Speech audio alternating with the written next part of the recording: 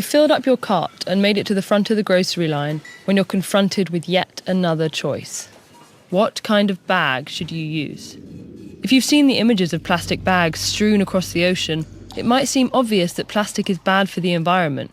Surely a paper bag or a cotton tote would be the better option. But is that really true?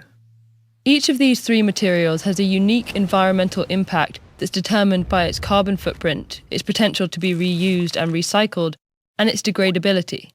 So, to get the full story on these grocery bags, we need to look at how they're made, how they're used, and where they ultimately go. Let's start with plastic.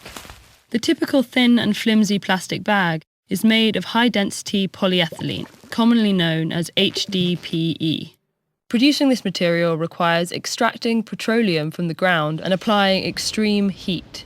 The resulting polymer resin is then transported alongside additional ingredients like titanium oxide and chalk to a bag manufacturing plant. Here, coal-powered machines melt the materials down and spin them into sheets of plastic, which are then folded into bags. By the time a bag reaches its final destination, it's contributed an estimated 1.6 kilograms of carbon dioxide to the atmosphere. That's the same amount of carbon a car produces, driving a little over 6 kilometers. But the alternatives actually possess a much larger carbon footprint. Paper is made from wood pulp, and when you account for the carbon cost of removing trees from their ecosystems, a single paper bag can be responsible for about 5.5 kilograms of carbon dioxide.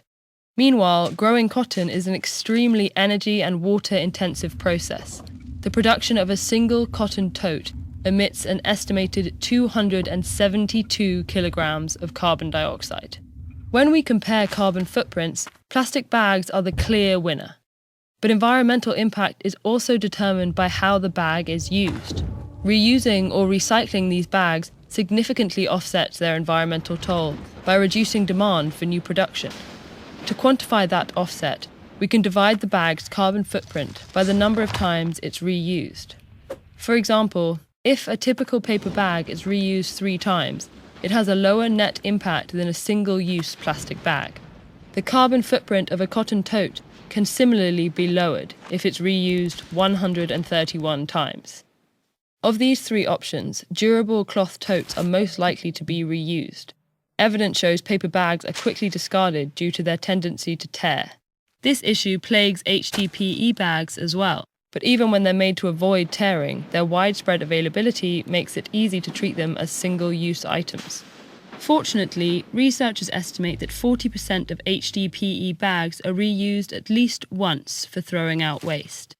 Recycling these bags also offsets their carbon footprint, but it's not universally possible for each material. Many countries lack the infrastructure to efficiently recycle plastic bags. Cotton totes are perhaps even more difficult to break down and process, but since they're often reused for long periods, they're still least likely to end up in landfills. Whenever these bags aren't recycled, the third factor in calculating environmental impact comes into play: degradability. Since HDPE bags are heat-resistant and insoluble, they stick around long after we're done with them. Partially broken down plastic can circulate in ecosystems for centuries. Cotton, on the other hand, degrades substantially in a matter of months, and paper bags break down completely in just 90 days. So, which bag should you use? It turns out the most environmentally friendly bags have features of several materials we've discussed. They're durable and reusable, like cotton, but made of plastic, which has a lower carbon footprint than cotton or paper. These sturdy shopping bags consist of polyester, vinyl, and other tough plastics, and are already used worldwide. More importantly, they should last a lifetime, making them the best option for the planet and your groceries. How exactly do we break habits and learn new ones? One way is to practice. For some tips and tricks on how to practice more effectively, check out this video. Or learn how the cotton you're wearing is manufactured with this video.